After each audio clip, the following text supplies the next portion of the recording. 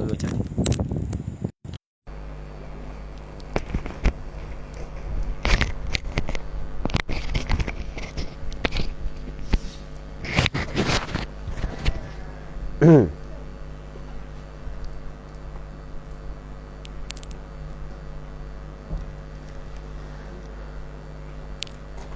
Ada. Okey. Assalamualaikum warahmatullahi taala wabarakatuh. A'udzu billahi minasyaitonir rajim. Bismillahirrahmanirrahim. Alhamdulillahi rabbil alamin wassalatu wassalamu ala asyrafil anbiya'i wal mursalin wa ala alihi wa sahbihi ajma'in. Allahumma rabbi shrah li sadri wa yassir li amri. واحلل عقدة من لساني يفقه قولي ولا حول ولا قوة إلا بالله العلي العظيم اللهم انفعنا بما علمتنا وعلمنا ما ينفعنا وعلمنا ما جهلنا وذكرنا ما نسينا اللهم يسر ولا تعسر رب تمم بالخير اللهم افتح علينا فتوح العارفين وفقنا توفيق الصالحين اللهم لا سهل إلا ما جعلته سهلا وأنت تجعل الحزن إذا شئت سهلا. InsyaAllah kita sambung balik pengajian kitab Izalatu al-Iltibas fi Ahkamil Haidhi wal Istihadati wal Nifas, yang membincangkan tentang permasalahan hukum hakam haid, istihadah dan nifas, karangan Syekh Salim bin Ahmad bin Abi Bakar bin Muhammad Al-Khatib hafizahullah subhanahu wa ta'ala, anjurang Jabatan Mufti Negeri Sembilang, jazahumullah wa anna khaira. Muslimin muslimat yang dirahmati oleh Allah subhanahu wa ta'ala, kita masih lagi dalam perbincangan berkenaan dengan perkara yang diharamkan dengan sebab haid dan dengan sebab nifas. Perkara yang diharamkan ketika haid dan nifas antaranya adalah sembahyang.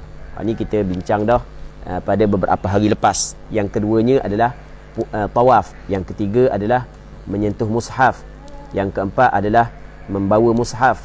Yang kelima adalah membaca Al-Quran dengan qasa Al-Quran. Yang keenamnya adalah bertaharah dengan niat sebagai ibadah, melainkan untuk taharah ketika seorang melakukan haji ataupun pada hari raya, iaitu mandi sunat yang dilakukan oleh orang yang mengerjakan haji ataupun mengerjakan umrah ataupun mandi sunat hari raya, waktu dibolehkan bagi perempuan yang haid dan perempuan yang nifas. Dan antara perkara yang diharamkan kepada perempuan yang haid dan nifas adalah puasa, berhenti di dalam masjid dan lalu di dalam masjid sekiranya dia bimbang mengotori masjid. Begitu juga antara perkara yang diharamkan kepada perempuan yang haid adalah mubasyarah, bersentuh kulit suami dia dengan dia, tapi iaitu perkara yang di antara pusat dan lutut, maksudnya anggota yang di antara pusat dan lutut. Dan kita bincang panjang lebar dah kalau bersetubuh waktu ijma' ulama, manakala selain daripada bersetubuh, bersentuh kulit di antara pusat dan lutut berlaku khilaf. Kita sebut panjang lebar dah sebelum daripada ni. Dan antara perkara yang diharamkan dengan sebab haid ataupun dengan sebab nifas, jadi perempuan datang haid, perempuan datang nifas, dengan sebab haid dan nifas diharamkan juga talak ataupun diharamkan juga talak. Talak maksudnya suami dia menceraikannya. Haram suami menceraikan isteri ketika isteri sedang datang haid ataupun sedang datang nifas. Pengharaman cerai, pengharaman talak, pengharaman cerai kepada isteri ataupun pengharaman cerai ketika isteri sedang haid dan sedang nifas adalah bukan kepada isteri, pengharaman ini bukan kepada suami. Haram suami mencerai. Haram suami mencerai isteri ketika isteri datang haid, ketika isteri datang nifas. Okey, boleh. Muslimin muslimat yang dirahmati oleh Allah Subhanahu wa taala, dia mencerai isteri ketika isteri sedang datang haid, sedang datang nifas, dinamakan sebagai talaq bid'i. Dinamakan sebagai talaq bid'i. Dia talaq dia terbahagi kepada tiga. Yang pertamanya nama dia talaq bid'i, yang keduanya nama dia talaq sunni, yang ketiganya talaq ghairi bid'i wala sunni. Maksudnya talaq yang bukan bid'i dan bukan sunni. Dia ada pembahagian tolak-tolak ni, ada pembahagian dia. Di sana ada talaq yang dinamakan sebagai talaq bid'i. Di sana ada talaq yang dinamakan sebagai talaq sunni. Yang di sana ada talaq yang tidak disifatkan sebagai bid'i dan sunni. Cuma perbincangan secara terperinci, hak tu kita kena bincang dalam bab talaq. Hak ni hanya sepintas lalu sahaja. Baik. Muslimin muslimat yang dirahmati oleh Allah Subhanahu wa taala. Menceraikan isteri ketika isteri datang haid, ketika isteri datang nifas, hukum dia adalah haram dengan kesepakatan ulama. Haram dengan kesepakatan ulama. Haram. Tidak dibolehkan. Adakah jatuh tolak tersebut? Menurut pandangan yang disepakati dalam 4 mazhab, jatuh tolak isteri yang diceraikan oleh suami walaupun isteri saat itu ketika datang haid dan ketika datang nifas. Ini pandangan majoriti ulama dan pandangan yang disepakati oleh 4 mazhab. Jatuh tolak. Cuma suami melakukan dosa. Suami berdosa. Sebab Allah Ta'ala memerintahkan kepada suami menceraikan isteri ketika isteri masuk di dalam iddah. Allah Subhanahu wa taala berfirman dalam Al-Quranul Karim, ya ayyuhan nabiyyu idza talaqtumun nisaa fatalliquhunna li'iddatihin. Wahai nabi, apabila mu nak cerai isteri, maka hendaklah kamu cerai mereka itu ketika mereka itu masuk di dalam iddah. Masuk dalam iddah adalah ketika mereka itu suci yang tidak disetubuhi. Kita boleh faham? Ketika suci yang tidak disetubuhi. Okey, kita ada talak di dalam haid. Talak di dalam suci yang tidak disetubuhi. Lepas tu talak di dalam suci yang disetubuhi. Dia talak hak yang diizinkan adalah talak ketika isteri suci yang tidak disentuh oleh suami. Maksudnya suami tidak menyetubuhi dia. Baik. Okey, jelas ha? Muslimin muslimat yang dirahmati oleh Allah Subhanahu wa taala. Cuma dalam bab talak ni, dia ada talak ketika perempuan datang haid tidak diharamkan kepada suami. Illa fi sab'i suwar, melainkan pada tujuh situasi. 7 situasi ni tidak diharamkan suami menceraikan isteri walaupun ketika itu isteri berada dalam haid ataupun berada dalam nifas. Wahya, dan iaitu, tengok yang pertama, idza qala anti taliqun akhir juz'in min haydiki aw ma'a akhirih aw 'indah. Baik. Apabila berkatalah ia, kembali kepada suami. Suami kata kepada isteri dia, anti taliq, mu tertolak, akhir juz'in min haydik, penghujung juzuk daripada haidmu. Nah, faham? Penghujung juzuk daripada haidmu mu tertolak. Jadi maksud penghujung juzuk daripada haid, masih lagi ada haid ke tak? Masih lagi ada haid. Tapi lepas daripada tu habis. Okey, jelas tak? Au ma'a akhirih, ataupun serta hujungnya, hujung haid. Au indahu inda akhiril haid, ataupun di sisi penghujung haid.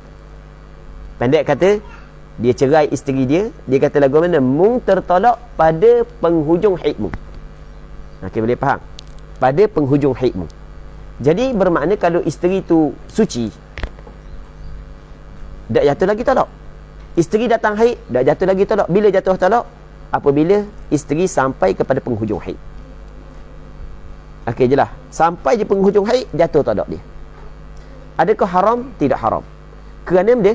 Kerana nanti dia akan sebut alasan dia. Wa mithlu dhalika ma law tamma lafdhu talaq fi akhiril haid. Dan sama juga, seperti itu juga, sekiranya terjadi lafaz talaq, itu tamma.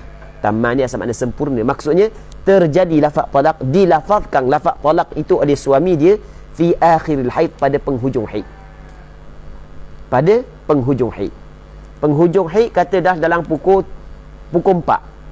Pukul 4 1 minit habis dah haid. Masa pukul 4 saat itu suami dia melafazkan talaq.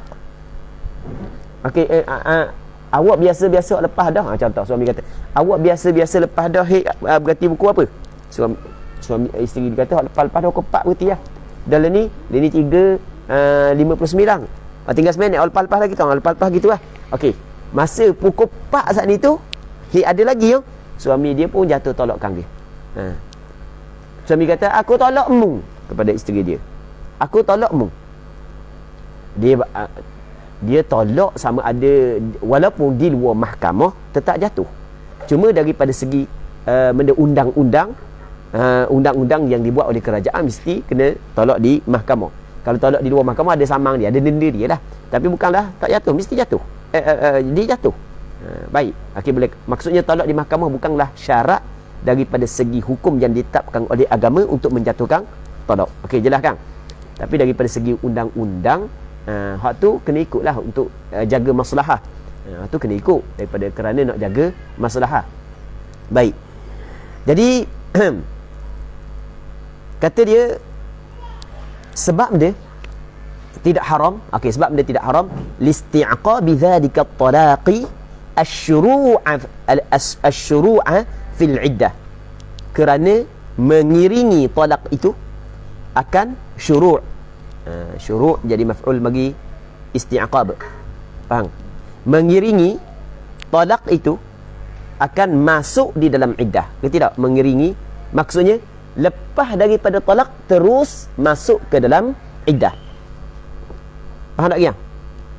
Lepas daripada talak terus masuk ke dalam iddah. Kerana iddah talak perempuan yang ada haid adalah 3 kali suci. Wal mutallaqatu yatarabbasna bi anfusihinna thalathata quru. Perempuan yang dicerai oleh suami hendaklah dia tarabbus. Wal mutallaqatu yatarabbasna bi anfusihinna thalathata quru. Hendaklah dia tarabbus, dia menanti, dia beriddah dengan sendiri mereka itu selama 3 kali quru. Mazhab Imam Syafi'i berpandangan 3 quru adalah 3 kali suci. Maka Allah Ta'ala ketika memerintahkan supaya orang lelaki menceraikan isteri di dalam iddah, maksudnya cerai isteri di dalam suci. Jadi apabila suami dia menceraikan isteri dia pada penghujung haid, maka tidak diharamkan kerana perceraian itu disusuli dengan suci selepas daripadanya. Okey, jelas. Okey, itu yang pertama. Yang kedua, ini walaupun isteri dalam keadaan haid, dalam keadaan nifas, tidak haram talaq. Tidak haram talaq. Yang keduanya, an takunal mutallaqatu ghayra madkhudin biha li'adamil iddah. Bahawasanya perempuan yang dicerai saat itu, dia tidak didukhulkan dengannya, maksudnya tidak disentuh oleh suaminya, tidak disetubuhi oleh suami dia. Lepas nikah dah ada anak setubuh, suami dia cerai dia. Ketika suami dia cerai dia saat ni tu, dia masih lagi dalam haid. Okey, boleh faham? Dia masih lagi dalam haid ataupun masih lagi dalam nifas. Masih lagi dalam nifas. Dah orang kata dah nifas. Warna pula tu lelaki cerai dia dalam nifas. Kan nifas kena beranak kan. Macam mana kan saat ni kata tidak disetubui oleh suami dia kan. Dah macam mana peliknya. Dah nifas ni kerana beranak kerana bersetubuh. Dah macam mana buat contoh suami dia menceraikan dia sebelum daripada suami dia setubuh, tapi dia dalam nifas. Warna cerita je. Faham ni. Okey, dia janda. Kan orang yang mengandung, iddah dia bersalin. Jadi lepas daripada bersalin, masih lagi 3 hari baru bersalin. 3 hari bersalin. Lepas tu nikah baru. Habis dah iddah dengan suami sebelum daripada ni. Tidak itu, nikah baru. Jelas. Nikah baru. Lepas daripada nikah tu, lama tu lelaki dia tunggu. 40 hari lagi dah habis nipah, kata dia. Dak cakap nak tunggunya, cerai dak sekarang. Okey, cerai sebelum daripada dukhul. Ada iddah tak? Tidak ada iddah. Apabila tidak ada iddah, sebab itulah tidak diharamkan. Nanti dia akan bawa sebab dia apakah alasan haram suami mencerai isteri ketika isteri dalam haid dan nifas. Nanti dia akan bawa alasan dia. Baik. Dia kalau isteri belum lagi disentuh oleh suami, lepas tu kalau suami cerai dia, maka tidak ada iddah. Dia tidak ada iddah. Kalau nak balik sebulan, kena akad nikah balik. Tidak boleh rujuk. Kena akad nikah balik sebab tidak ada iddah. Dalam Al-Quranul Karim, Allah Subhanahu wa taala berfirman, "Ya ayyuhalladzina amanu idza nakahtumul mu'minati thumma طلقتموهن من قبل min qabli an tamassuhunna fama lakum 'alayhinna min 'iddatin ta'tadu fama lakum 'alayhinna min 'iddatin ta'taddunaha. Maksudnya, wahai orang-orang yang beriman, apabila kamu mengahwini perempuan-perempuan yang beriman, kemudian kamu tolak mereka itu sebelum daripada kamu menyentuh mereka itu, maka tidak ada bagi kamu ke atas mereka itu daripada iddah yang kamu mereka itu beriddah. Maksudnya tidak ada bagi mereka itu ataupun bagi perempuan tu iddah. Okey, boleh faham? Jadi perempuan yang dicerai oleh suami sebelum daripada suami menyetubuhi dia, maka tidak ada iddah. Baik. Fama lakum 'alayhinna min 'iddatin ta'taddunaha. Begitu yang Allah Subhanahu wa taala sebut dalam Al-Quranul Karim. Dia tidak ada iddah. Baik, jadi oleh kerana tidak ada iddah, maka boleh dicerai isteri, walaupun isteri ketika itu di dalam haid ataupun isteri ketika itu dalam nifas. Jelas? Yang kedua. Yang ketiga, an takuna hamilan minhu listi'qabi dhalika at-talaqi asy-syuru' fil 'iddah. Bahawa adalah isteri saat itu mengandung daripadanya. Ni atas pandangan mu'tamad bahawasanya darah yang keluar daripada perempuan yang mengandung adalah darah haid. Faham tak Zul? Darah yang keluar daripada perempuan yang mengandung darah haid. Jadi ketika isteri dia mengandung tapi masih lagi datang darah haid, atas pandangan mu'tamad, dan kita bincang dah sebelum daripada ni, darah yang keluar daripada perempuan yang hamil. Jadi isteri dia sedang hamil tapi datang haid, maka suami dia cerai isteri dia ketika isteri datang haid, sedangkan isteri itu ketika itu adalah sedang hamil. Maka adakah dikirakan sebagai talak bid'i? Tidak. Faham? Sebab Allah Ta'ala suruh lagu ni, fatalliquhunna li'iddatihin, hendaklah kamu cerai isteri ketika dia masuk dalam iddah. Perempuan yang hamil, iddah dia adalah bersalin. Jadi bermakna ketika dia hamil tu masuk dah dalam iddah. Okey, jelas? Baik. Okey, nampak katanya an takuna hamilan minhu. Sebab dia listi'qabi dhalika at-talaqi asy-syuru' fil iddah, kerana mengiringi talak itu masuk dalam iddah. Dia tidak mengiringi talak itu masuk dalam iddah. Maksudnya selepas daripada talak terus, maksudnya lepas daripada talak terus masuk dalam iddah selalu dah. Dia talak isteri yang sedang hamil bukan talak bid'i dan bukan talak sunni. Faham? Dia tidak berdosa talak isteri dalam ketika dia sedang mengandung, tapi kena setelah daripada zahir kandungan. Sebelum daripada zahir kandungan tidak dibolehkan. Maka maksud tidak dibolehkan, maksudnya salah. Tapi jatuh talak. Tu kita bincang dah tadi kan. Okey, yang keempat, an yakuna at-talaqu bi'iwadhin minha. Talak saat itu adalah dengan bayaran daripada isteri. Ni dipanggil dia tebuh talak. Isteri boleh tebuh talak, dia bayar dengan bayaran tertentu, meminta suami untuk talak dia. Okey, boleh. Tu dipanggil talak saat itu dengan bayaran daripada isteri. Kerana Allah Ta'ala mengizinkan isteri buat tebus talak. Dalam Al-Quran Allah Subhanahu wa Ta'ala berfirman, fala junaha 'alaihima fi maftadat bih. Tidak mengapa kepada suami dan isteri pada apa hak yang isteri tebus, isteri bayar, maka diizinkan walaupun dalam keadaan isteri datang haid dan datang nifas. Sebab dia ni alasan dia, li'anna i'ta'aha al-mala, kerana sesungguhnya memberinya isteri al-mala akan harta, iyahu, dia maf'ulun bih yang kedua bagi i'ta' dihadaf. Orang belajar nahwu ni faham kan? So a'ta yu'ti, dia mutaaddi kepada dua maf'ul. Dia mutaaddi kepada dua maf'ul. Baik.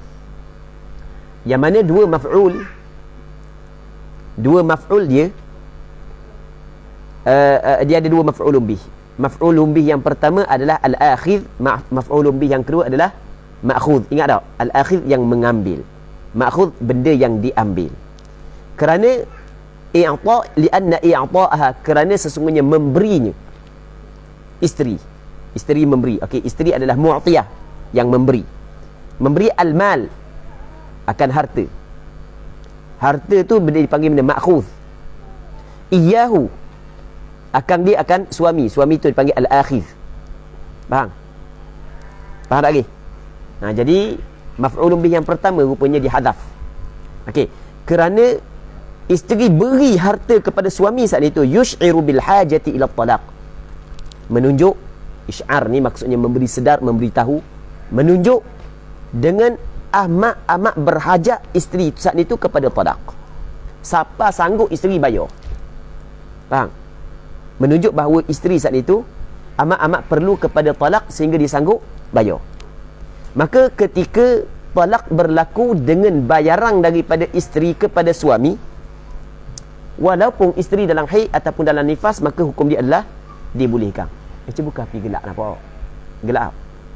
Buka api.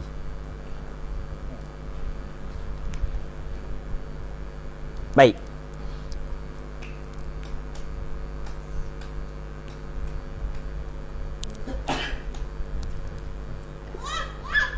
Muslimin muslimat yang dirahmati oleh Allah Subhanahu wa taala. Ni cara bab tolak dak sekarang dah gini. Yang kelima, an yakuna at-talaqu fi ila. Talak berlaku dalam ila. Ila ni benda ila. Ila ni benda zo ila. Bukan coklat zo. Ila.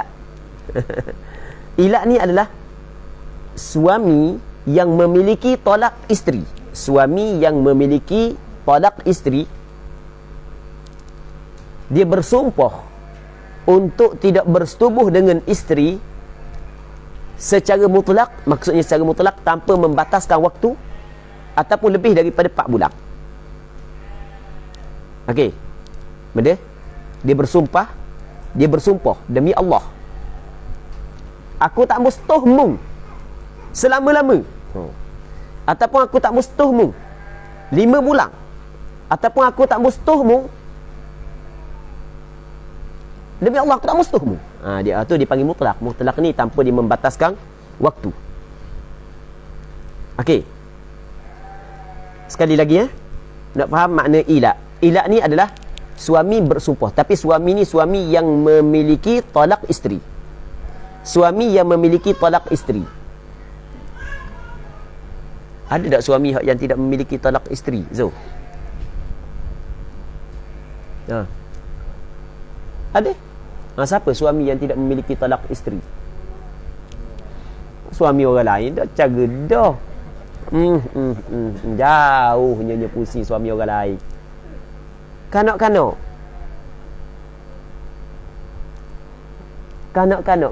dia berkahwin. Adakah dia memiliki talak isteri ketika tu? Dah. Okey, boleh faham? Okey. Itu sebagai contoh. Orang gila. Orang gila. Dia memiliki tak talak isteri? Tak. Jadi gini, ila ni maksud dia ila mana benda ila? Ila ni adalah benda suami bersumpah. Sebenarnya ila bukan suami, dia sumpah suami. Suami tu dipanggil muli, orang yang bersumpah. Tapi kita nak cakap mudah benda, ila ni suami yang bersumpah. Sebenarnya ila tu bukan suami. Sumpah yang dilakukan oleh suami tu ila. Dia lain tu. Jelas tak? Cuma kita nak cakap mudah kan ni? Ila ni adalah suami bersumpah. Tetapi suami yang bersumpah ni adalah suami yang memiliki talak isteri. Dia bersumpah benda? Bersumpah untuk tidak bersetubuh dengan isteri. Okey, bersumpah untuk tidak bersetubuh dengan isteri. Bersumpah untuk tidak bersetubuh lebih daripada 4 bulan, ataupun selama-lama, ataupun tanpa meletakkan waktu. Okey, berapa? 3 perkara tu kan? Selama-lama, lebih daripada 4 bulan, tidak meletakkan waktu.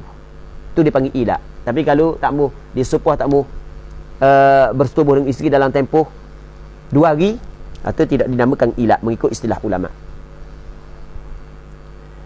Dia pada asalnya ilat ni, ada orang jahiliah dulu untuk gantung isteri. Dia tak mau cerah, dia tak mau lepas. Dia tak mau cerah, dia tak mau layang isteri, tapi dalam masa yang sama dia tak mau lepas isteri. Gantung isteri. Setubuh tak? Maksudnya dia tidak melepaskan isteri, tapi dalam masa yang sama isteri masih menjadi isteri dia, tapi dia tidak melayani isteri sebagaimana isteri dia. Ia memberi mudarat kepada perempuan. Maka dalam hukum hakam ada perbincangan dia. Bagaimanakah jalan penyelesaian dia? Okey, anda cerita secara ringkas jalan penyelesaian dia. Ketika suami buat begitu, di dalam Al-Quran Allah Ta'ala ada ayat yang diturunkan dalam Al-Quran menceritakan tentang ila lilladzina yu'luna min nisaihim tarabbusu arba'ati ashhur fa in fa'u fa innallaha ghafurur rahim. Bagi lelaki yang telah bersumpah untuk tidak bersetubuh dengan isteri dia, diberi tempoh selama berapa bulan? Tarabbusu arba'ati ashhur, beri tempoh selama 4 bulan. Fa in fa'u, kalau dia kembali balik, maksudnya dia kembali balik daripada sumpah dia, maksudnya dia setubuh isteri dia, maka ketika tu fa innallaha ghafurur rahim, sesungguhnya Allah Ta'ala Tuhan yang maha pengampun lagi maha mengasihani. Okey, dia daripada segi hukum, apabila suami mengilatkan isteri, maka diberi tempoh selama 4 bulan.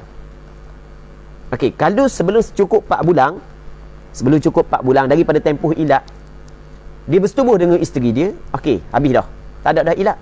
Cuma wajib dia kena bayar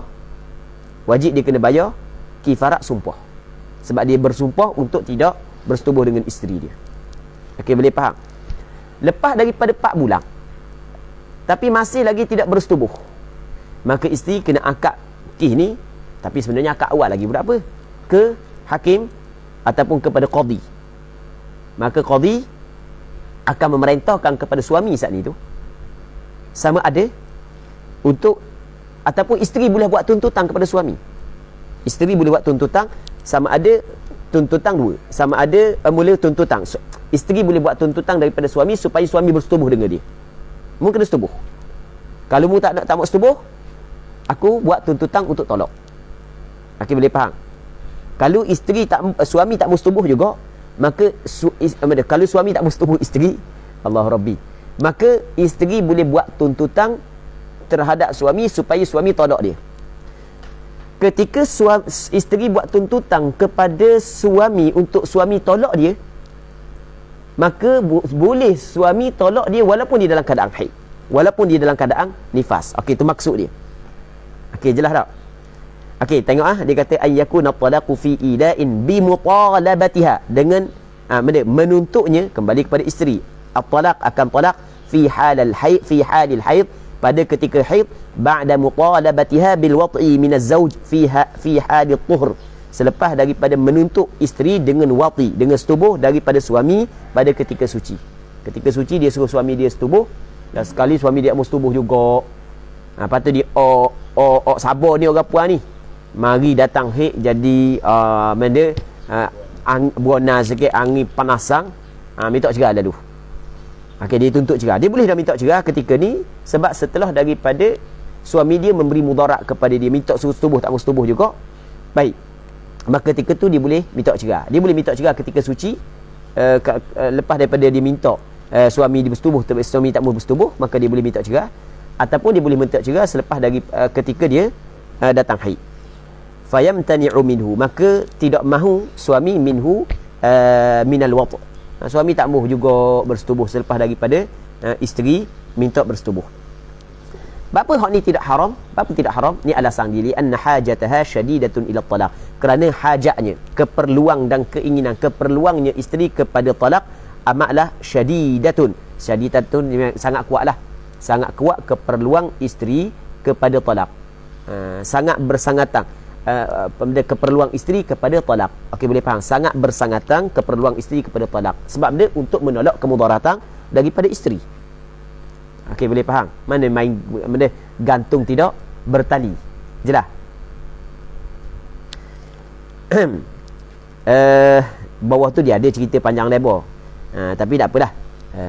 Kita tak payah bacalah, kita hurai dah saat ni kan. Jelas lagi Effendi ilat. Okey, jelas dah. Yang kelima, yang keenam, ma idza talaqaha al-hakam fi shiqaqin waqa'a bainaha wa bain zawjiha li hajatiha asyadidati ilaih. Okey, permasalahan apabila telah mencerai akan isteri oleh hakam. Hakam ni seorang yang dilantik. Seorang yang dilantik oleh qadi ke. Jadi baloh, bini dengan tok lelaki ni baloh. Bergurgang baloh. Bini kata tok lelaki jahat, tok lelaki kata bini jahat. Ya gitu dah, baloh tak kata baik. Kalau tok lelaki saya baik, bini kata suami kata bini saya baik. Isteri kata tok lelaki saya baik, terlalu baik. Suami saya terlalu baik, isteri saya terlalu baik, sebab tu saya nak cerai, terlalu baik sangat. Tak ada gitu. Dia hak yang cerah-cerah ni baloh lah. Tidak sefahamang lah. Walaupun dulu masa bercinta tu engkau bintang, engkau bulang. Tapi dah sampai masa kau Allah Rabbi. Jadi baloh. Makin baloh, maka benda Allah Ta'ala memerintahkan supaya benda fab'athu hakaman min ahlihi wa hakaman min ahliha in yurida islahan yuwaffiqillahu bainahuma. Hantar seorang wakil daripada pihak suami, hak yang suami setuju, seorang wakil daripada pihak isteri untuk berbincang. Jadi qadi suruh dia berbincang, tengok siapa hak yang siapa hak yang zalim, siapa hak yang buat jahat, siapa hak yang dianiaya, siapa hak yang mazlum. Baik. Jadi nampak tak ada calang cara apa semua sekali, maka hakam menjatuhkan isteri ataupun menjatuhkan tolak kepada isteri. Hakam orang hak yang dilantik saat ni tu. Sebab serah kepada dia dah, suami serah kepada dia dah. Dia menjatuhkan tolak kepada isteri ketika tu isteri sedang datang haid ataupun datang nifas, maka tidak berdosa. Okey, jelas kan? Sebab dia lihajati hasyadidati ilaih, kerana keperluan ataupun keperluannya isteri yang sangat, yang amat, yang bersangatan kepadanya kepada talak. Maksudnya isteri amat memerlukan talak ketika itu untuk mengelak mudarat yang telah terkena, yang telah berlaku kepada diri dia. Yang ketujuh. Okey, yang ketujuh. Ma law qala as-sayyidu li amatihi in talaqaki az-zawj al-yawm fa anti hurrah. In talaqaki az-zawj al-yawma fa anti hurratun. Penghulu kata kepada hamba perempuan dia. Okey, katakanlah penghulu ni nama Amin.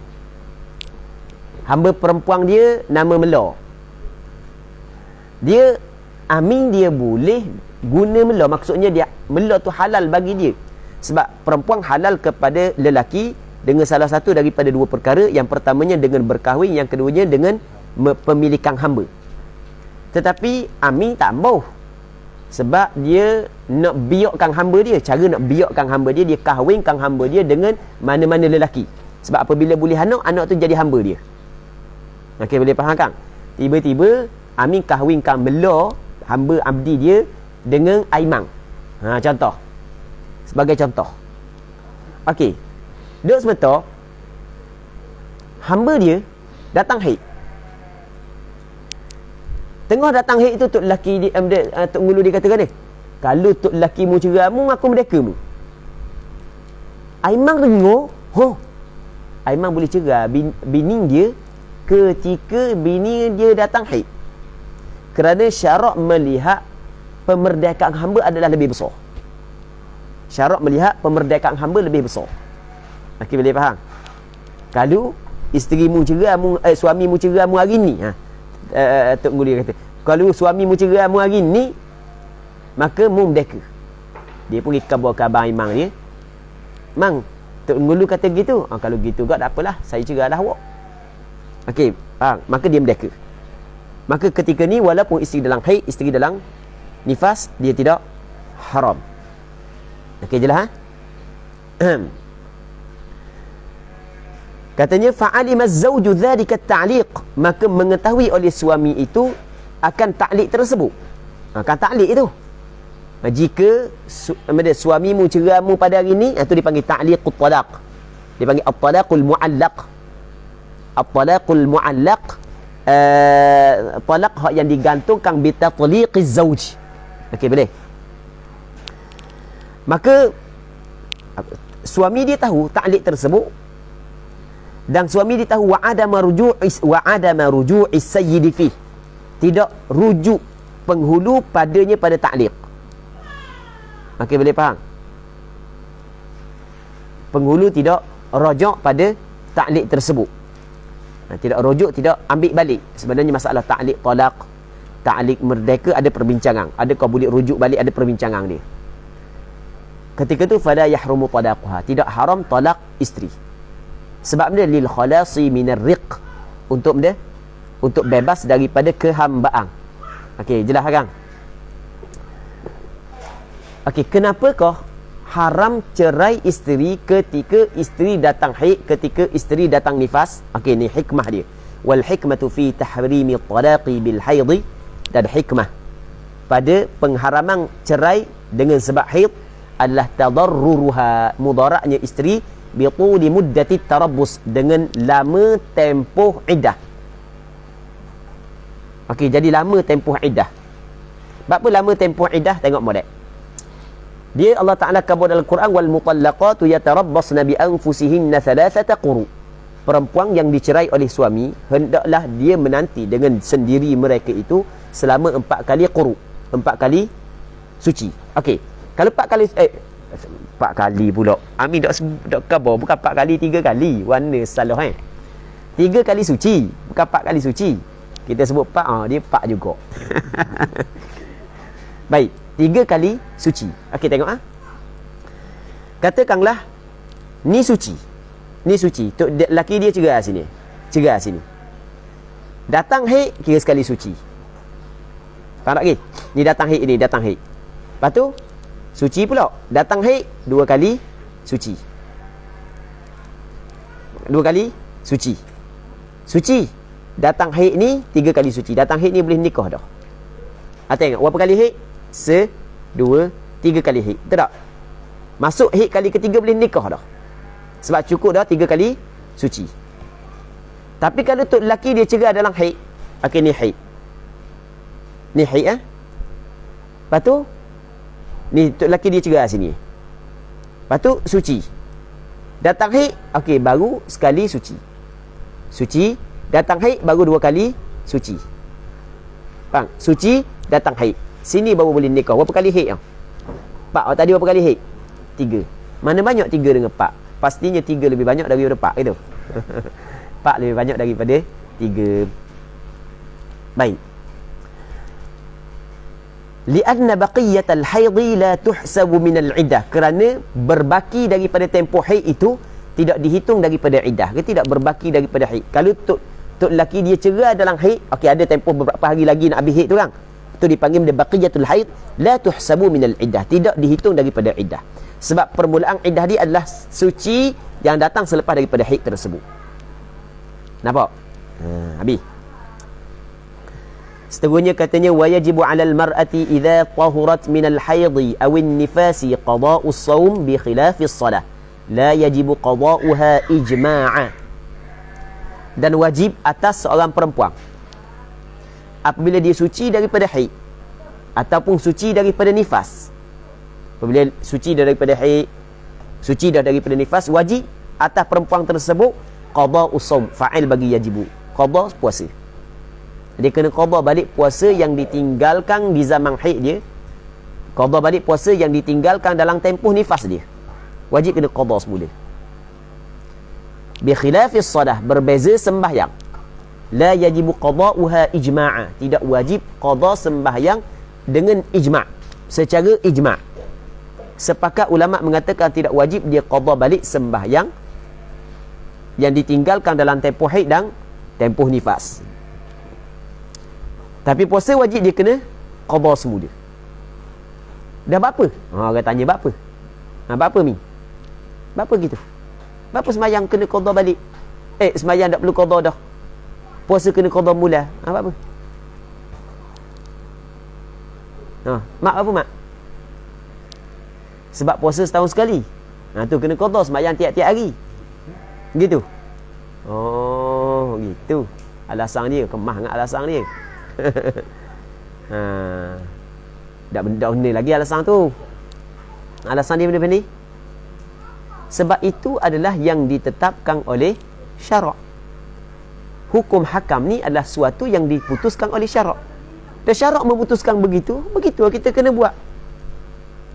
Faham? Sebab itulah Aisyah ketika seorang perempuan nama Mu'adzah mari tanya dia kata lagu mana?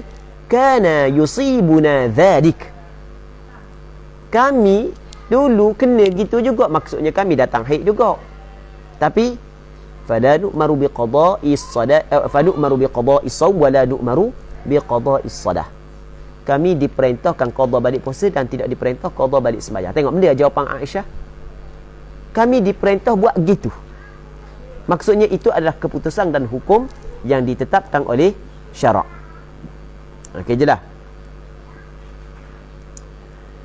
Cuma kalau dia nak qada juga sembahyang, boleh ke tak? Kang ijma' ulama kata tidak wajib qada. Ada orang hak suruh buat hak wajib dia tak buat. Tu ramai kan. Ada orang pula pelik, benda hak yang orang larang buat dia nak buat. Ada juga jenis manusia kan pelik-pelik saja kan. Okey, maka di sini ulama berbincang, apakah hukum qada balik sembahyang tersebut? Memang tak wajib, tapi kalau dia qada warna, jadi tak sembahyang tu? Tengok, waqtalafu hal yukrahul qada'u aw yahrum. Ikhtilaf mereka itu ulama berbeza pandangan. Adakah makruh qada ataupun haram qada? Maksudnya khilaf antara makruh dengan haram. Qala bil karahati jam'un mutaqaddimun. Qala bil karahah telah berpegang kepada makruh. Qala bil karahah telah berpegang kepada makruh oleh jam'un mutaqaddimun, oleh sekumpulan ulama-ulama terdahulu. Dia ada ulama mutaqaddimun, ada ulama mutaakhirun. Ulama-ulama terdahulu telah berpandangan sebenarnya hukum qada sembahyang adalah makruh. Dan wa'tamadahu, dan telah i'timad akan dia akan al-karahah ni, makruh ni, fil asna, maksudnya oleh Syekhul Islam Zakaria Al-Ansari dalam kitab Asnal Matalib. Fil asna maksudnya dalam kitab Asnal Matalib, syarah bagi kitab Rawdut Talib karangan Syekhul Islam Zakaria Al-Ansari. Jadi Syekhul Islam Zakaria Al-Ansari dalam kitab Asnal Matalib syarah Rawdut Talib i'timad berpegang atas pandangan, berpegang kepada pandangan makruh, bukan haram. Sama juga wan nihayah, maksudnya Imam Ramli di dalam kitab Nihayatil Muhtaj, syarah kepada kitab Minhajut Talibin. Wal Mughni, maksudnya Khatib Asy-Syirbini dalam kitab Mughnil Muhtaj karangan Imam syarah kepada kitab Minhajut Talibin. Pendek kata, Syekhul Islam Zakaria Al-Ansari dalam kitab Asnal Matalib, Imam Ramli dalam kitab Nihayatul Muhtaj, Khatib Asy-Syirbini dalam kitab Mughnil Muhtaj beriktimad hukum qada balik sembahyang bukanlah haram tapi makruh. Tapi waqala bil hurmah, telah berpegang dengan haram oleh Imam Al-Baydawi. Imam Baydawi ni bukan mufassir, bukan ulama tafsir yang karang kitab tafsir Baydawi, bukan.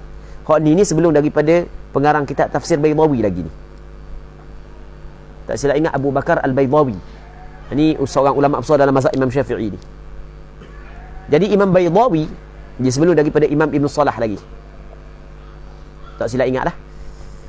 Dia berpandangan ataupun berpendapat bahawasanya perempuan haram perempuan qada balik sembahyang yang ditinggalkan dalam tempoh haid dia, sama juga dalam tempoh nifas dia. Dan pandangan ni wa aqarrahu Ibnu Salah, dan telah mengiqrar, telah mengaku akan pandangan ini oleh Imam Ibnu Salah, wan Nawawi dan Imam Nawawi. Wa atamadahu fi Tuhfah, dan telah i'timad akan pandangan ini oleh Imam Ibnu Hajar Al-Haytami di dalam kitab Tuhfatil Muhtaj. Dalam kitab dia Tuhfatil Muhtaj, syarah kepada kitab Minhajut Talibin. Dan begitu juga wa syarh Hayil Irsyad, dan dalam dua syarah bagi kitab Irsyad, Imam Ibn Hajar Al-Haytami ada buat dua syarah kepada kitab Irsyad.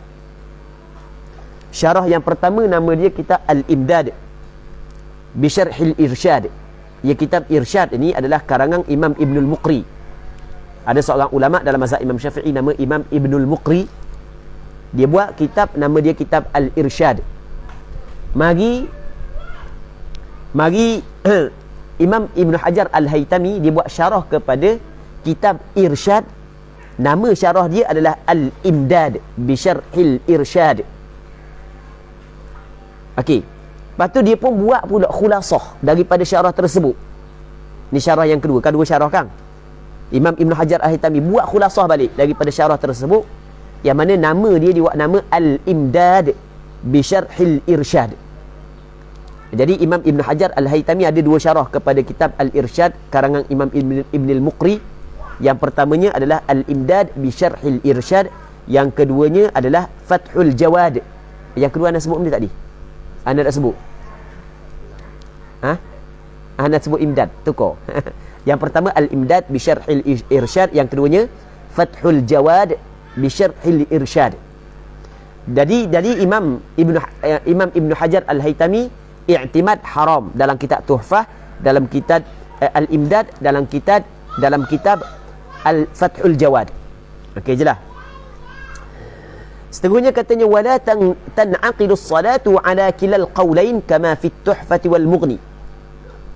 Dan tidak jadi sembahyang tersebut. Sembahyang tak jadi. Ala kilal qawlain, menurut kedua pandangan tersebut.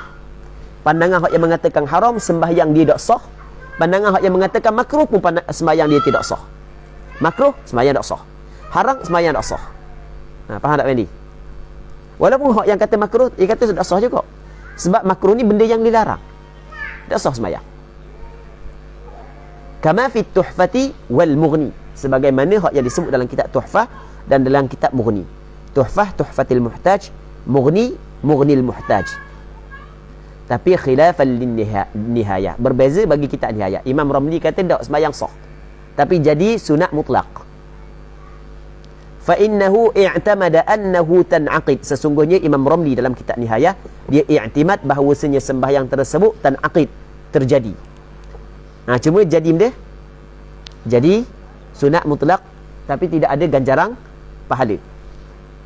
Alasan dia benda id la yalzamu min adami talabil ibadati adamun iqadiha.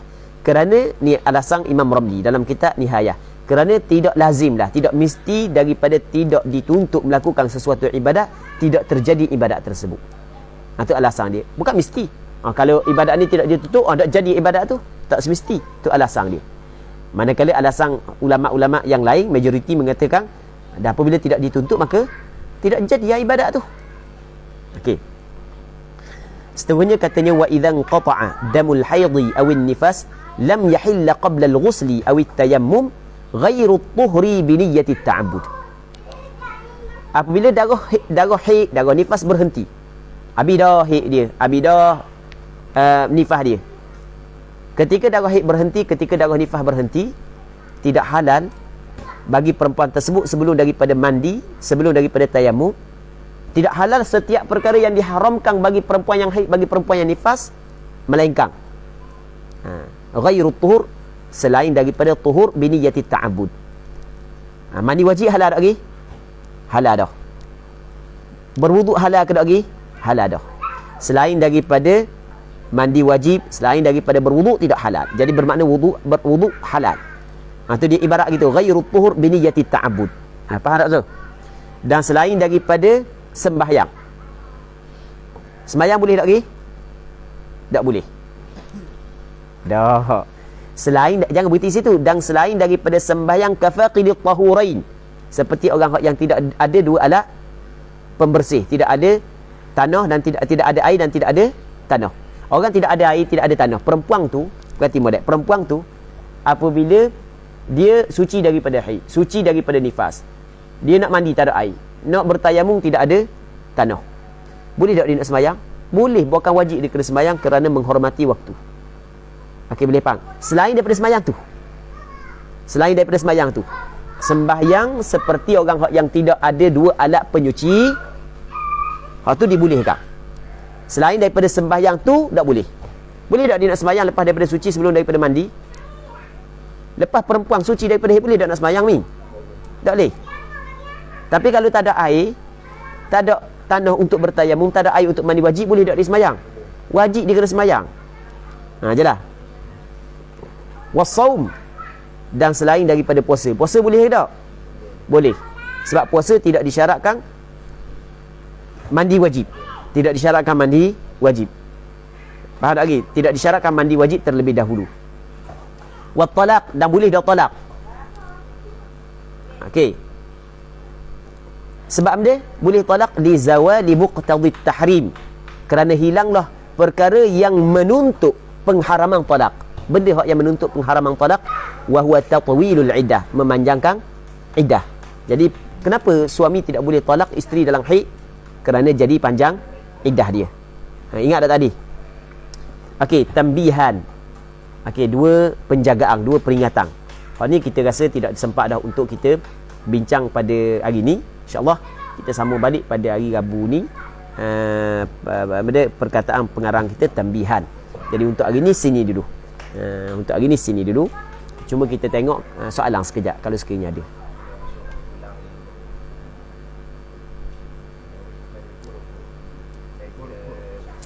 Ada orang suruh bilang cara, okey, cara kira suci. Okey, gini. Cara kira iddah, gitu. Cara kira iddah. Muslimin muslimat yang dirahmati oleh Allah Subhanahu wa taala. Iddah perempuan yang dicerai oleh suami, dia terbahagi kepada 3. Nanti kita pergi sesa. Yang pertamanya perempuan yang belum datang haid, kanak-kanak. Budak perempuan yang kecil yang telah disetubuhi oleh suaminya, sebagai contoh. Baik, lepas tu suami dia cerai dia. Sebelum tu dia belum datang haid lagi. Dia belum datang haid lagi. Sama juga perempuan yang habis dah haid, putus dah haid, dia tua dah, umur 80, tok lelaki dia cerai. Dua perempuan ni, iddah dia berapa? Iddah dia? Iddah dia adalah 3 bulan.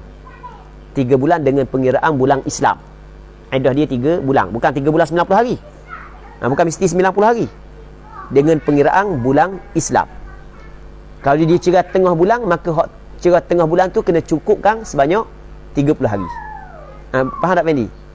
Kalau cerai tengah bulan, jadi bulan hak yang selepasnya 2 bulan, kira bulan lah. Hak bulan hak yang cerai tengah bulan ni kena cukupkan sebanyak 30 hari. Baik, okey, iddah dia berapa? 3 bulan. Wallahi ya'isna minal mahidh min nisaikum in irtabtum fa'iddatuhunna 3 ashhurin wallahi lam yahidn. Jadi perempuan hak yang habis dah haid dia, apabila dia dicerai oleh suami, iddah dia adalah 3 bulan. Sama juga perempuan hak yang belum lagi datang haid. Okey, yang pertama. Yang keduanya perempuan yang mengandung. Iddah dia adalah apabila dia bersalin. Walaupun sehari je daripada bercerai sehingga bersalin. Allah Ta'ala katakan dalam Quran, wa ulatul ahmali ajaluhunna an yada'na hamlahun. Perempuan yang mengandung, tempoh iddah dia adalah apabila dia meletakkan kandungan dia. Maksudnya dia bersalin. Yang ketiganya adalah perempuan yang datang haid, yang tidak mengandung. Maka iddah dia adalah 3 kali suci menurut pandangan mazhab Imam Syafi'i. Berdasarkan firman Allah Ta'ala, wal mutallaqatu yatarabbasna bi anfusihinna 3 quru. Perempuan yang dicerai oleh suami hendaklah dia menanti dengan sendiri selama 3 kali quru. 3 kali suci. Berapa kali ni? 3 kali. Ingat 4 kali pula. 3 kali suci. Okey.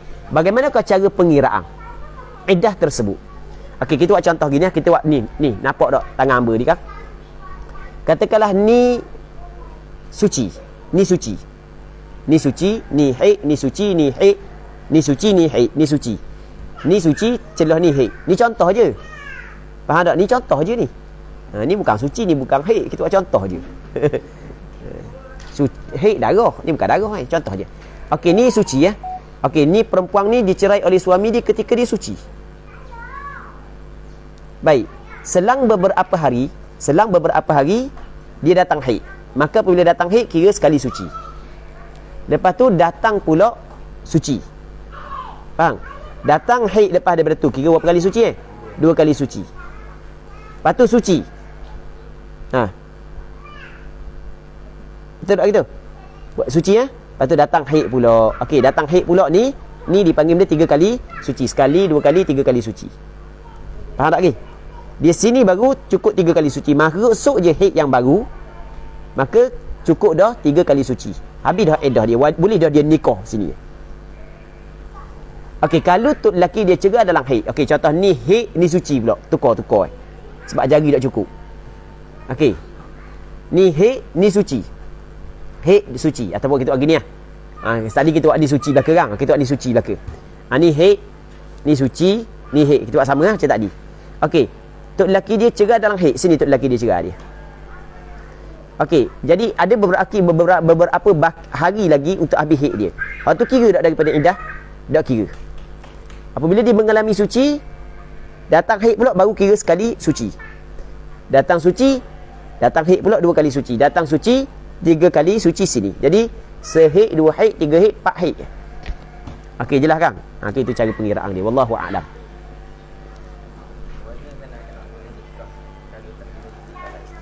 Benar?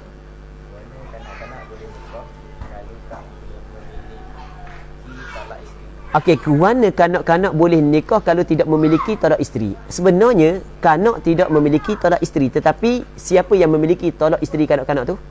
Wali dia. Wali dia yang memiliki untuk kahwinkan kanak-kanak tersebut. Dan wali dia boleh memiliki untuk tolak isteri dia. Nanti kita jawab semula lah. Wallahu a'lam. Sebab duk ingat gitu, duk ingat. Rasanya gitu dah. Biasa dengar kan Azul? Betul dah? Rasa duk ingat gitu. Cuba kita pastikan balik insya-Allah. Tapi sebanyak-banyak lagi cara yang kita nak boleh contoh.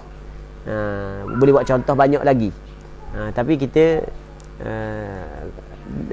hak yang lepas-lepas dah hak dah ingatlah, hak dah ingat-ingat rasanya wali dia. Tapi kita kena cuba pastikan semula insya-Allah. Ana cuba tathabbutkan balik wallahu a'lam. Okey lagi? Okey, ada soalan masbuk muwafiq. Okey, soalan masbuk muwafiq insya-Allah kita akan cuba jawab dalam dia. Okey, nanti insya-Allah benda Ustaz Zo, anak murid Ana lah. Dia akan tolong jawab dalam Telegram. Jadi mana soalan yang Ana tidak sempat jawab, dia insya-Allah dia akan tolongkan jawab dalam Telegram insya-Allah. Lagi? Tak ada. Untuk hari ini kita berhenti sini dulu. Allah Subhanahu wa taala a'la wa alam. Sallallahu ala sayyidina Muhammad wa ala alihi wa sahbihi ajma'in walhamdulillahi rabbil alamin. Wa fiikum wa jazakumullahu anna khaira wa fatahallahu alaikum.